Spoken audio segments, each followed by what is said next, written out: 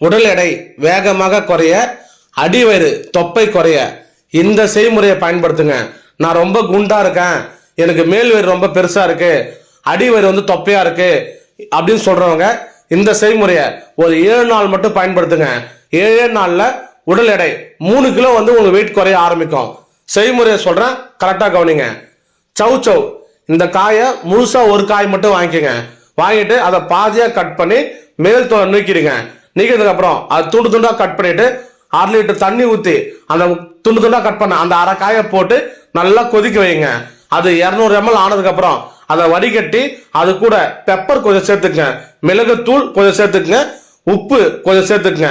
ரெண்டுத்தையும் ஒன்னா மிக்ஸ் பண்ணிட்டு வெதுன்னு காலையில நைட்டு சாப்பிட்றதுக்கு 1 மணி நேரம் முன்னாடி வெது டீ போல குடிங்க. தொடர்ந்து ஒரு 7 நாள் குடிங்க.